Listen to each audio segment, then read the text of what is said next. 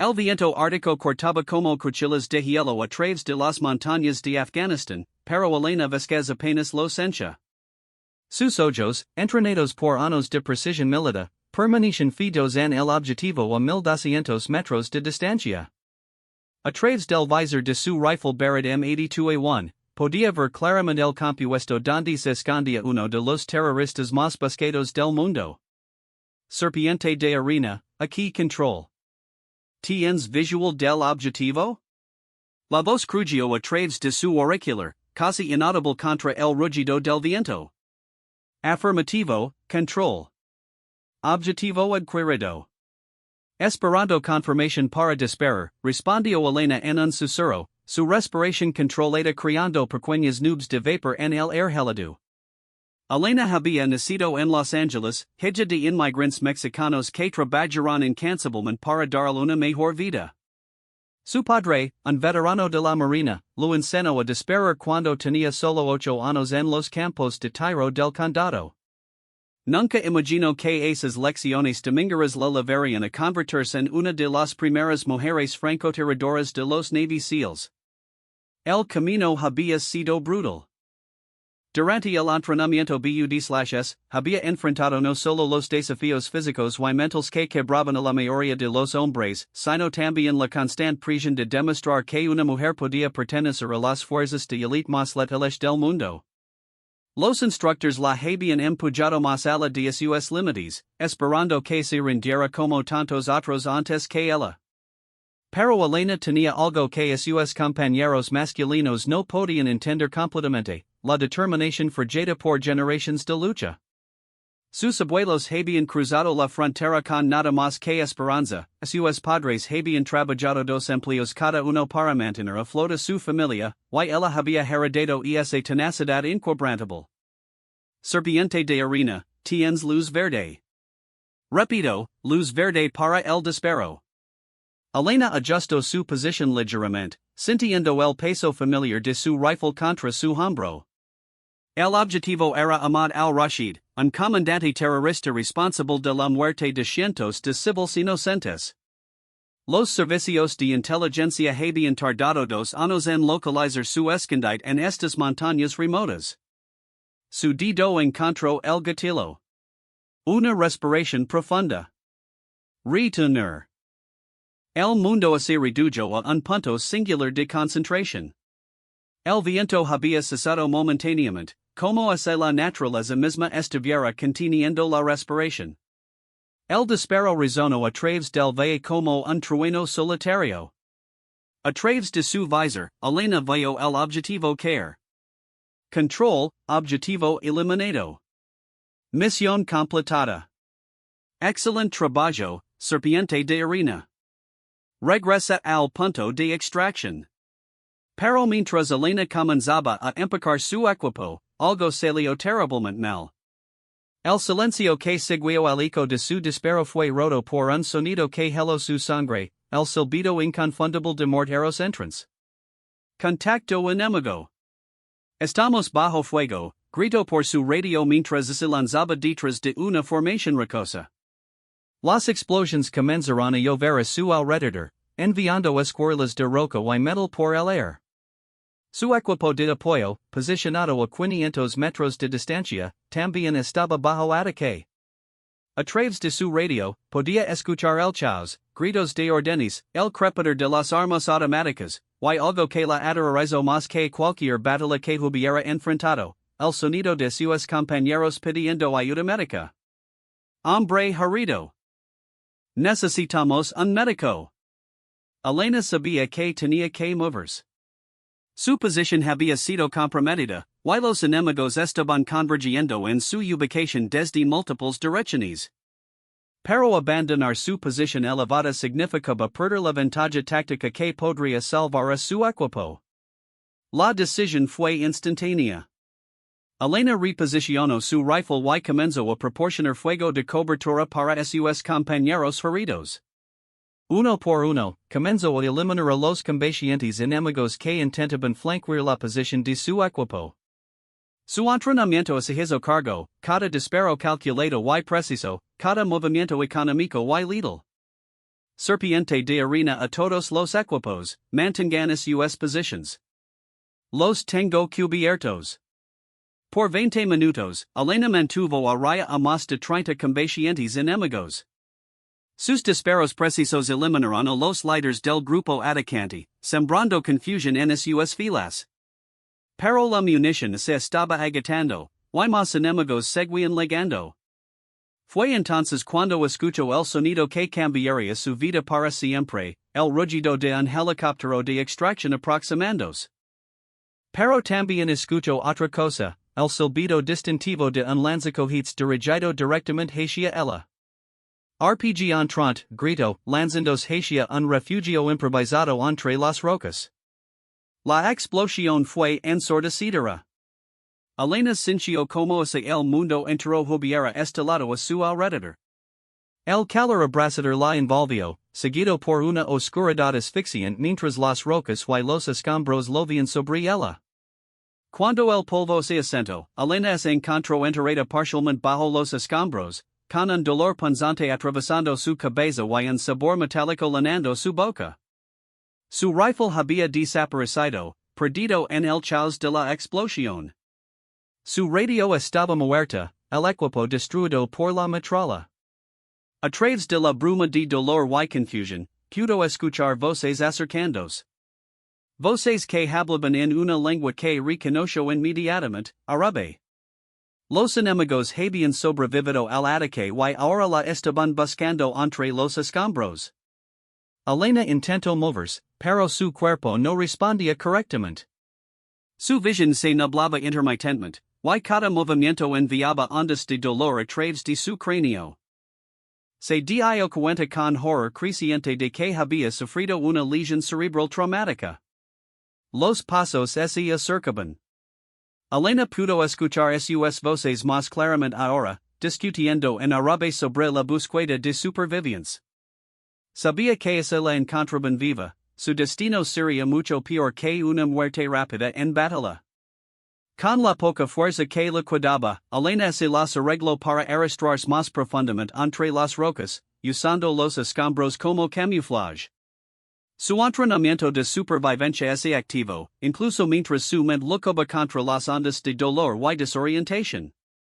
Durante horas, permaneció inmóvil mientras los combatientes enemigos buscaban entre los restos de su posición.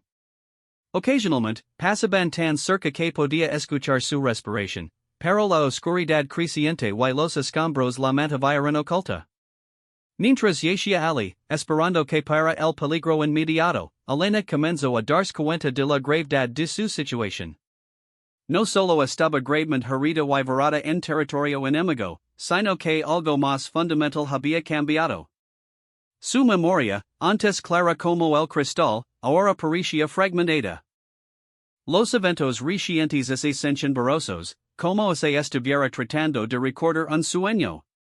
No sabía entonces que la explosión había causado daño severo a su lóbulo frontal, afectando no solo su memoria sino también su capacidad de procesar información nueva. Lo que había sido su mayor fortaleza, una mente táctica brillante, había sido gravemente comprometida. Cuando finalmente se hizo el silencio y Elena estuvo segura de que los combatientes enemigos se habían marchado, trató de evaluar su situación. Su equipo probablemente la creía muerta. No tenía radio para pedir ayuda. Estaba a cientos de kilómetros de la base más cercana, en un territorio hostil lleno de enemigos que la querían capturar o matar. Pero Elena Vázquez, la francotiradora que había desafiado todas las expectativas para llegar a donde estaba, no se iba a render. Incluso con su mente fragmentada y su cuerpo roto, la determinación que había heredado de su familia seguía ardiendo en su interior. Mientras las estrellas comenzaban a aparecer en el cielo despejado del desierto, Elena comenzó a planear su supervivencia. No sabía entonces que su viaje de regreso a casa tomaría casi 2 años y la llevaría a través de pruebas que harían que el entrenamiento se pareciera un juego de niños. Pero esa noche, enterrada bajo los escombros en una montaña afgana, Elena Vázquez tomó la primera de muchas decisiones que definirían su increíble viaje de supervivencia. No iba a morir en esa montaña.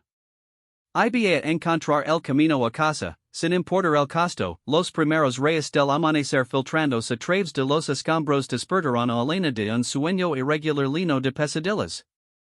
El dolor en su cabeza había empeorado durante la noche, pero ahora podía pensar con mayor claridad, aunque fragmentariamente. Sabía que necesitaba moverse antes de que los combatientes enemigos regresaran con refuerzos.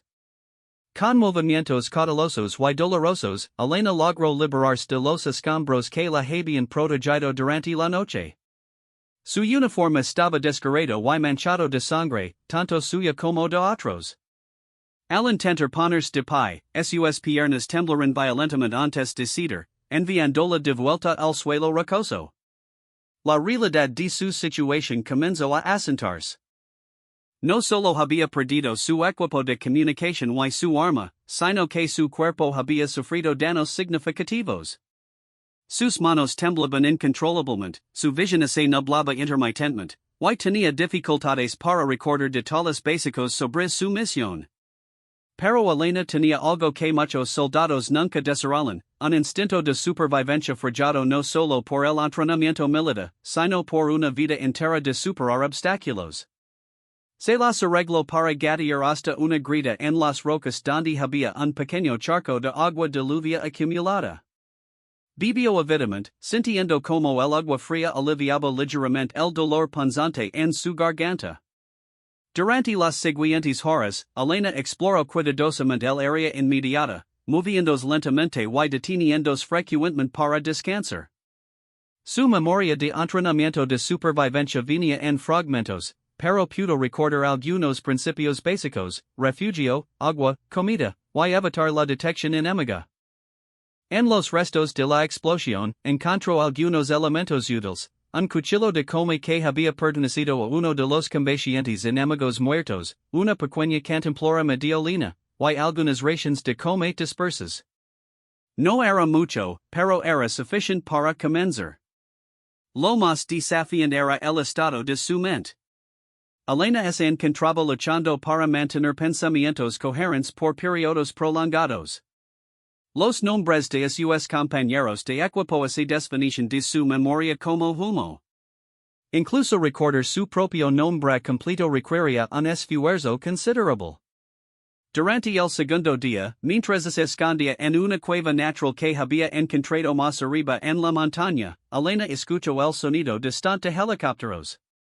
Su corazón se aceleró con esperanza, pero pronto se dio cuenta de que no eran helicópteros estadounidenses.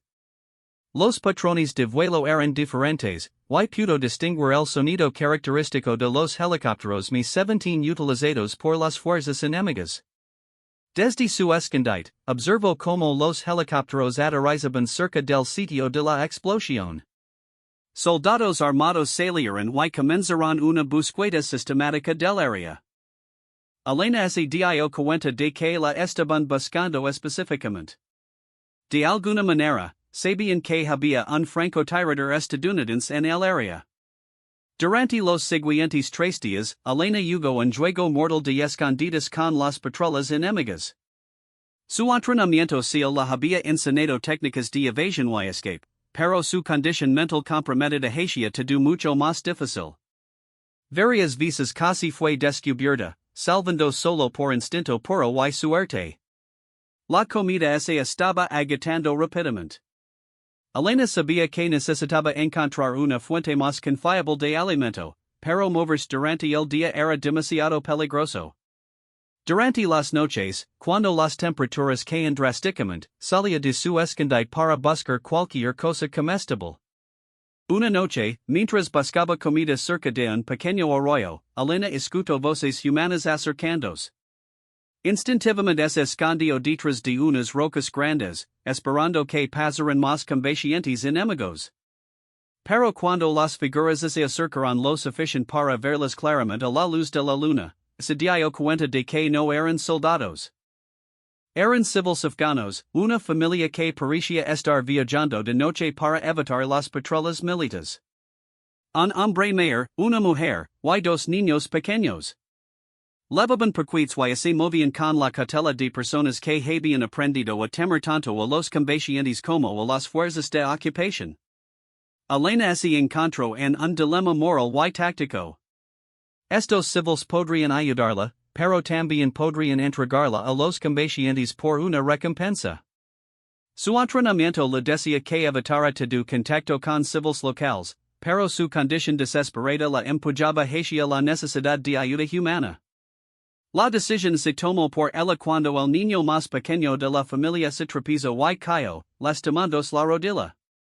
Sus lantos llenaron el aire nocturno, un sonido que seguramente alertaría a cualquier patrulla en el área. Elena sabía que tanto ella como la familia estarían en peligro si el niño seguía llorando. Sin pensar completamente en las consecuencias, Elena salió de su escondite. La familia se congeló de terror al ver aparecer a una soldado estadounidense herida y ensangrentada en la oscuridad. El hombre mayor inmediatamente se colocó protectoramente frente a su familia, pero Elena levantó lentamente las manos para mostrar que no tenía intenciones hostiles. No les hacer daño, susurró Elena en el poco árabe que sabía. El niño necesita ayuda. Se acercó lentamente al niño herido y examinó su rodilla. No era una lesión grave, pero necesitaba limpiarse para evitar infección. Elena usó parte del agua de su cantimplora para limpiar la herida y lavando con un pedazo de tela de su uniforme. El hombre mayor, que se llamaba Hassan, observó cuidadosamente las acciones de Elena. Cuando vio que trataba a su hijo con gentileza, su postura defensiva se relajó ligeramente. La mujer, Fatima, se acercó y dijo algo en dari que Elena no entendió, pero el tono era de agradecimiento. Hassan habló en un inglés quebrado, usted, soldado americano. ¿Por qué ayudar? Elena luchó para encontrar las palabras correctas, tanto por la barrera del idioma como por su condición mental fragmentada. Soy madre también, mintió, tocando su corazón. No tenía hijos, pero sentía una conexión maternal protectora hacia el niño herido. La familia intercambió miradas y susurros rápidos en dari. Elena podía sentir que estaban tomando una decisión crucial sobre qué hacer con ella. Finalmente, Hassan se acercó y extendió su mano hacia Elena. Venga, dijo simplemente. No es seguro aquí. Elena sabía que segura esta familia podría ser la decisión más peligrosa que había tomado, pero también sabía que sus opciones se estaban agotando rápidamente. Su condición física estaba deteriorándose, su mente luchaba contra oleadas de confusión, y las patrullas enemigas se estaban acercando. Siguió a la familia por senderos de cabras barely visibles, moviéndose lentamente debido a las heridas de Elena y los niños pequeños. Después de varias horas de caminata, llegaron a un pequeño pueblo escondido en un valle entre las montañas. El pueblo era minúsculo, no más de 20 casas de adobe construidas alrededor de un pozo central.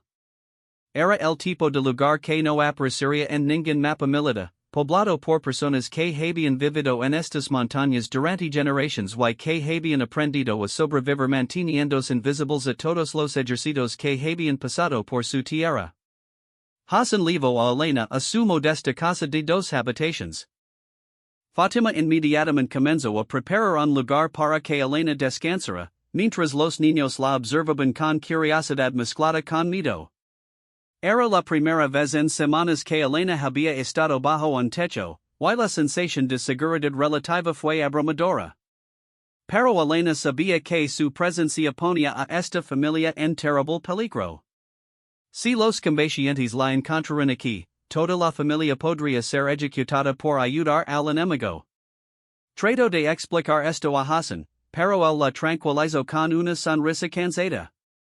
Los americanos mataron a mi hermano mayor en un ataque con drones, dijo Hassan. Pero también mataron a los hombres que asesinaron a mi padre. En guerra, hay solo personas tratando de sobrevivir. Usted ayudó a mi hijo. Ahora nosotros ayudamos a usted. Y esa noche, mientras Elena yacía en un jardín de paja escuchando los sonidos nocturnos del pequeño pueblo, se dio cuenta de que había descubierto algo que ningún entrenamiento militar podría haber preparado, la bondad humana en medio del caos de la guerra. Pero también sabía que no podía quedarse aquí para siempre. Los combatientes seguían buscándola, y cada día que pasaba aumentaba el peligro para Hassan y su familia. Necesitaba encontrar una manera de llegar a una base estadounidense o al menos hacer contacto con las fuerzas aliadas. El problema era que su maintenance hacía cada vez más difícil formar planes coherentes a largo plazo. Los fragmentos de memoria de entrenamiento venían y se iban como olas, y su capacidad de procesar información compleja estaba severamente comprometida. Mientras se quedaba dormida esa primera noche en el pueblo, Elena no sabía que su verdadera prueba de supervivencia apenas estaba comenzando. Los siguientes meses la verían a través de un viaje que la cambiaría no solo como soldado, sino como ser humano. Los días en el pequeño pueblo se convertirían en semanas, y Elena comenzó a experimentar algo completamente nuevo en su vida adulta, una existencia sin la estructura rígida del servicio militar. La familia de Hassan la había acogido no como una soldado estadounidense, sino simplemente como otra persona necesitada de ayuda. Durante las primeras semanas, Elena luchó constantemente contra los efectos de su lesión cerebral. Había momentos en los que no podía recordar dónde estaba o por qué estaba allí. Fátima, que había perdido a su propia hermana en un bombardeo años atrás, reconoció los síntomas de trauma cerebral y comenzó a cuidar a Elena con la paciencia de alguien que había visto demasiado sufrimiento. La rutina diaria del pueblo se convirtió en una forma de terapia para Elena. Cada mañana, ayudaba a Fátima a sacar agua del pozo, una tarea simple que requería movimiento y coordinación. Al principio, sus manos temblaban tanto que derramaba más agua de la que lograba transportar, pero gradualmente, los movimientos repetitivos comenzaron a restaurar algo de su coordinación motora. Los niños del pueblo, inicialmente temerosos de la soldado extranjera, eventualmente comenzaron a acercarse a Elena con curiosidad infantil. El hijo menor de Hassan, Amir, el que ella había ayudado la noche que se conocieron, se convirtió en su compañero constante. Aunque no compartían un idioma común, desarrollaron una forma de comunicación a través de gestos y sonrisas. Elena comenzó a enseñar a Amir algunas palabras en inglés, mientras él la ayudaba con frases básicas en dari. Era un intercambio inocente que ayudó a Elena a ejercitar su mente donada de maneras que no había anticipado. El proceso de aprender un nuevo idioma, aunque limitado, creaba nuevas conexiones neuronales que ayudaban a compensar parcialmente el daño causado por la explosión. Pero la realidad de su situación nunca estaba lejos. Regularmente, patrolas de combatientes pasaban cerca del pueblo, buscando cualquier signo de presencia estadounidense. Elena había desarrollado un sistema de escondites alrededor del pueblo, lugares donde podía desaparecer rápidamente se ligaba el peligro. Uno de estos escondites era una cueva natural en las colinas detrás del pueblo, donde Elena había establecido un pequeño campamento de emergencia. Ali guardaba las pocas posiciones que había logrado acumular, el cuchillo de combate, algunos suministros médicos básicos que Hassan había conseguido en el mercado más cercano, y un pequeño radio de transistores que captaba ocasionalmente transmisiones militares. Fue en esta cueva donde Elena comenzó a escribir, usando carbón de las fogatas del pueblo para marcar en las paredes de piedra. Al principio, solo eran fragmentos de memoria, intentos desesperados de mantener su identidad cuando su mente se sentía como si se estuviera desvaneciendo. Escribió su nombre, el nombre de su unidad, los nombres de sus padres, cualquier cosa que pudiera anclarla a quien había sido. Gradualmente estos fragmentos se convirtieron en algo más coherente. Elena comenzó a documentar su experiencia, no como un informe militar, sino como una forma de procesar el trauma que había experimentado. Escribió sobre el miedo, sobre la soledad, sobre la extraña bondad que había encontrado en el lugar más inesperado. Después de 2 meses en el pueblo, Elena había recuperado suficiente fuerza física y mental para comenzar a pensar seriamente en su siguiente paso. Sabía que no podía quedarse indefinidamente. Los combatientes estaban expandiendo sus búsquedas, y había escuchado rumores de que estaban ofreciendo recompensas significativas por información sobre soldados estadounidenses desaparecidos.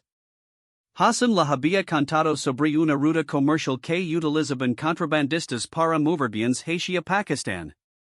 Era peligrosa y estaba controlada por varios grupos criminales diferentes, pero podría ofrecer una manera de salir de Afganistán.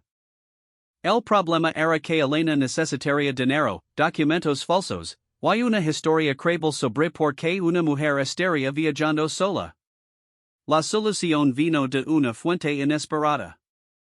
Fatima tenía una prima en Kabul que trabajaba con una organización no gubernamental que ayudaba a mujeres afganas a escapar de situaciones abusivas. A través de una red compleja de mensajeros y contactos, lograron establecer comunicación con esta prima, llamada Soraya.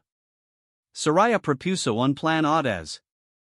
Elena podría unirse a un grupo de refugiados que estaban siendo transportadas hacia la frontera pakistaní bajo la protección de la ONG. Tendría que vestirse como una mujer afgana local, mantener su cabeza cubierta, y mantenerse en silencio durante todo el viaje. Su piel clara podría pasar por la de una mujer del norte de Afganistán, y su incapacidad para hablar dari con fluidez podría explicarse como el resultado de trauma por abuso doméstico. Era un plan lleno de riesgos. Si los descubrían, tanto Elena como todas las personas que la habían ayudado enfrentarían consecuencias terribles. Pero era la primera oportunidad real que Elena había tenido de acercarse a casa. La preparación para el viaje tomó varias semanas. Fatima enseñó a Elena cómo caminar, sentarse, y comportarse como una mujer afgana tradicional. Era más difícil de lo que Elena había anticipado. Cada cultura tiene sus propios ritmos y gestos inconscientes, y Elena tuvo que desaprender patrones de movimiento militar que se habían convertido en su segunda naturaleza. Durante este tiempo de preparación, Elena desarrolló una amistad profunda con Fatima. A pesar de la barrera del idioma, las dos mujeres encontraron formas de comunicar sobre experiencias compartidas de pérdida, trauma, y supervivencia. Fatima había perdido a su primer esposo en los combates, había criado a sus hijos mayores como madre soltera durante años antes de conocer a Hassan, y había sobrevivido a bombardeos, sequías, y la constante incertidumbre de la guerra. Elena se dio cuenta de que había pasado años enfocándose en ser una guerrera, pero había aprendido muy poco sobre ser simplemente una mujer en un mundo que a menudo era hostil hacia las mujeres.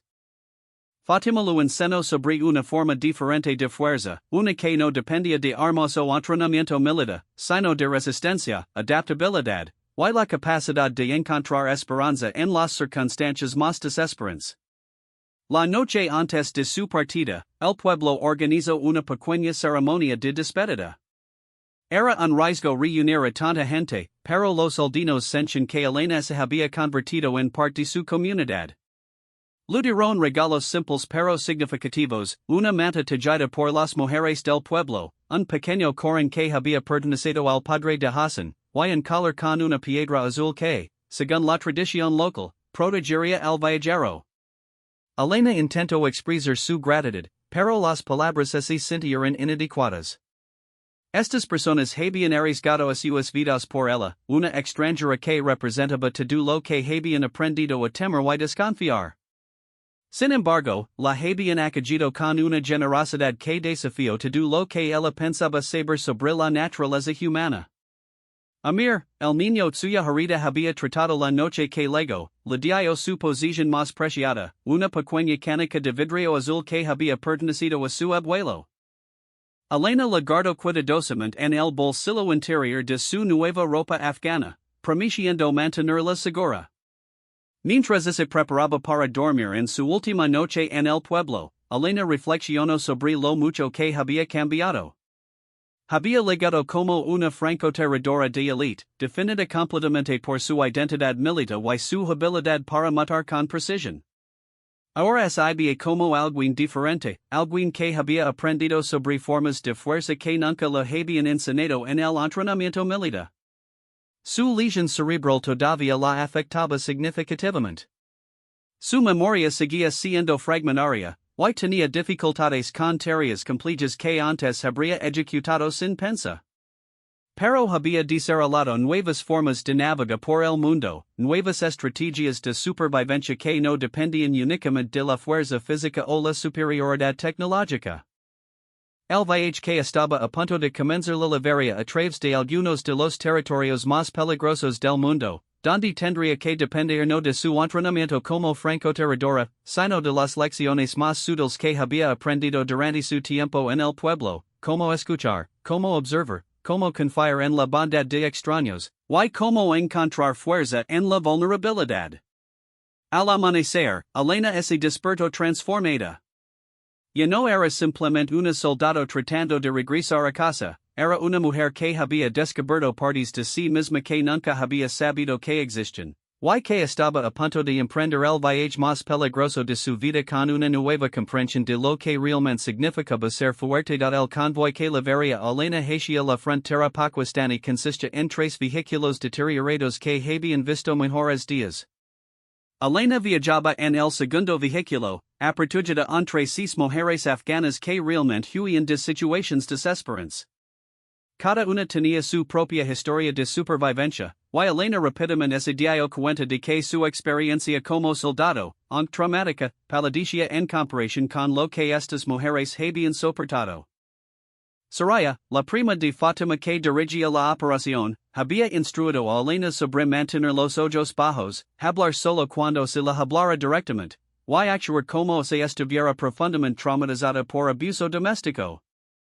No era una actuación difícil, los efectos de su lesión cerebral y el trauma de los últimos meses habían dejado a Elena genuinamente vulnerable de maneras que nunca había experimentado. El viaje comenzó antes del amanecer, navegando por carreteras de tierra que serpenteaban a través de las montañas. Elena había estudiado estas rutas durante sus misiones como francotiradora, pero experimentarlas desde la perspectiva de un civil vulnerable era completamente diferente. Cada puesto de control representaba una amenaza existencial, cada patrulla militar podría significar descubrimiento y muerte. Durante los primeros 2 días del viaje, pasaron por territorio controlado por el gobierno afgano. Los soldados en los puestos de control revisaron sus documentos falsos con la indolencia de hombres acostumbrados a procesar refugiados. Elena mantuvo la mirada baja, su corazón martillando cada vez que un soldado se acercaba a su ventana, pero sus documentos pasaron la inspección. En el tercer día, cruzaron hacia territorio disputado, donde el control cambiaba de manos frecuentemente entre fuerzas gubernamentales, combatientes talibans, y varios grupos de señores de la guerra locales. Aquí, las reglas eran diferentes y mucho más peligrosas. Su primer encuentro con combatientes talibans ocurrió en un puesto de control improvisado cerca de un pequeño pueblo. Los combatientes, la mayoría apenas adolescentes con AK-47 y expresiones endurecidas, detuvieron el convoy y comenzaron a inspeccionar a los pasajeros más agresivamente que los soldados gubernamentales. Cuando llegaron al vehículo de Elena, uno de los combatientes más jóvenes comenzó a hacer preguntas en Dari que Elena no podía entender completamente. Soraya intervino rápidamente, explicando que Elena había perdido la capacidad de hablar coherentemente debido a trauma severo. El combatiente se mostró escéptico y comenzó a levantar la voz. Fue entonces cuando Elena hizo algo que su entrenamiento militar nunca lo había enseñado, comenzó a llorar. No eran lágrimas falsas calculadas para manipular la situación, eran lágrimas reales de miedo, frustración, y el peso acumulado de meses de trauma. Su vulnerabilidad genuina fue más convincente que cualquier actuación podría haber sido. Las otras mujeres en el vehículo inmediatamente se relaron alrededor de Elena, formando un escudo protector de solidaridad femenina.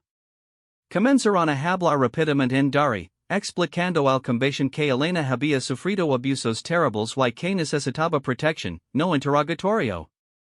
El combatiente joven, claramente incómodo con la situación emocional, se retiró y permitió que el convoy continuara. Pero el incidente dejó a Elena temblando, no solo por el miedo sino por la realización de cuánto había cambiado. La francotiradora que una vez había enfrentado el fuego enemigo sin pestañear ahora encontraba fuerza en la vulnerabilidad compartida. A medida que continuaron su viaje hacia la frontera, Elena comenzó a formar vínculos más profundos con las otras mujeres en su vehículo. Había Miriam, una maestra que había sido amenazada por enseñar a niñas; Zara, una viuda joven con 3 hijos pequeños yendo de un matrimonio forzado; y Leila, una estudiante universitaria cuya familia había sido asesinada por estudiar medicina. Estas mujeres representaban todo lo que Elena había estado luchando para proteger durante sus misiones militares, pero ahora las conoce como individuos con historias, sueños, y una resistencia que rivalizaba con cualquier cosa que hubiera visto en el combate. Habían perdido todo, pero continuaban luchando por un futuro mejor para ellas mismas y sus familias. En la cuarta noche del viaje, el convoy fue atacado por bandidos. Elena despertó con el sonido de disparos y gritos, su entrenamiento militar activándose instantáneamente a pesar de su condición comprometida. Pero cuando intentó moverse para evaluar la amenaza, las otras mujeres la sostuvieron, recordando silenciosamente que ella no era una soldado sino una refugiada vulnerable. Los bandidos no estaban interesados en las mujeres como combatientes, las veían solo como posibles víctimas o mercancía. Robaron los vehículos de dinero y suministros, pero cuando comenzaron a separar a las mujeres más jóvenes del grupo, Elena sabía que tenía que actuar. Su movimiento fue instintivo y preciso. Cuando uno de los bandidos se acercó demasiado, Elena usó técnicas de combate cuerpo a cuerpo para desarmar y neutralizar rápidamente al atacante. Su acción sorprendió tanto a los bandidos como a las mujeres refugiadas, pero también alertó a los otros atacantes de que había algo peligroso en el grupo. Lo que siguió fue un breve pero intenso combate. Elena, luchando contra los efectos persistentes de su lesión cerebral, logró usar el terreno y la oscuridad para crear confusión entre los atacantes. No era la francotiradora precisa y letal que había sido, pero todavía poseía habilidades suficientes para inclinar la balanza. Las otras mujeres, inspiradas por la valencia de Elena, comenzaron a luchar también. Usaron rocas, palos, cualquier cosa que pudieran encontrar como armas. La resistencia colectiva fue suficiente para hacer que los bandidos decidieran que el convoy no valía la pena el esfuerzo, y huyeron en la oscuridad. Después del ataque, Elena esperaba que las otras mujeres estuvieran asustadas o sospechosas de sus habilidades de combate obviamente entrenadas. En cambio, la trataron como una hermana que había demostrado estar dispuesta a luchar por la familia. Su identidad militar se había revelado parcialmente, pero en lugar de alienarla, la había integrado más profundamente en su comunidad temporal. Soraya, que había observado toda la situación, se acercó a Elena esa noche mientras las mujeres atendían a sus heridas alrededor de una pequeña fogata. Sabía que no eras una refugiada ordinaria, dijo Soraya en inglés. Pero no me importa quién fuiste. Me importa quién eres ahora, y ahora eres una mujer que protege a otras mujeres. Los últimos días del viaje hacia la frontera transcurrieron sin incidentes importantes. Elena había encontrado un nuevo equilibrio entre sus habilidades militares y su identidad emergent como parte de una comunidad de mujeres supervivientes. Ya no se sentía como una soldado estadounidense disfrazada de refugiada, se sentía como una mujer que había aprendido que la fuerza podía tomar muchas formas diferentes. Cuando finalmente llegaron a la frontera pakistaní, Elena enfrentó una nueva serie de desafíos. Los funcionarios fronterizos pakistaníes eran conocidos por su corrupción, y las mujeres refugiadas a menudo enfrentaban explotación o peores destinos. Pero Elena también sabía que una vez que cruzara la frontera, estaría significativamente más cerca de poder hacer contacto con fuerzas estadounidenses. El cruce fronterizo fue tenso pero exitoso. Los documentos falsos de Elena pidieron la inspección, y el grupo fue procesado como refugiadas legítimas. Fueron transportadas en un campo de refugiados masivo cerca de Peshawar, donde Elena se enfrentó a otra transición difícil. En el campo de refugiados, Elena tuvo que navegar una burocracia compleja y a menudo corrupta mientras mantenía su identidad encubierta. Sabía que los campos de refugiados a menudo eran monitoreados por agentes de inteligencia de múltiples países, y cualquier contacto prematuro con autoridades estadounidenses podría exponer a todas las personas que la habían ayudado a terribles represalias. Durante varias semanas, Elena vivió como una refugiada genuina, experimentando de primera mano las condiciones deplorables, la falta de privacidad, y la sensación constante de vulnerabilidad que definía la vida de miles de personas desplazadas. Fue una educación que ningún entrenamiento militar podría haber proporcionado. Finalmente, a través de una red compleja de contactos y mensajes codificados, Elena logró hacer contacto con oficiales de inteligencia estadounidenses en Islamabad.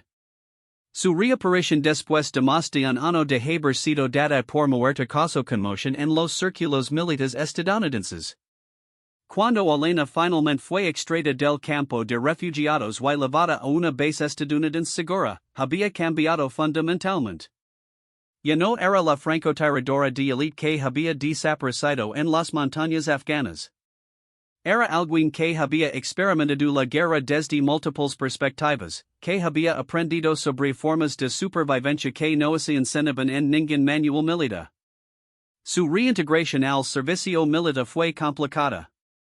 Las evaluaciones médicas confirmaron que su lesión cerebral había causado daño permanente que la descalificaba para el servicio de combate activo. Pero Elena había desarrollado perspectivas únicas sobre operaciones de supervivencia, evasión, y la psicología de poblaciones civiles en zonas de guerra.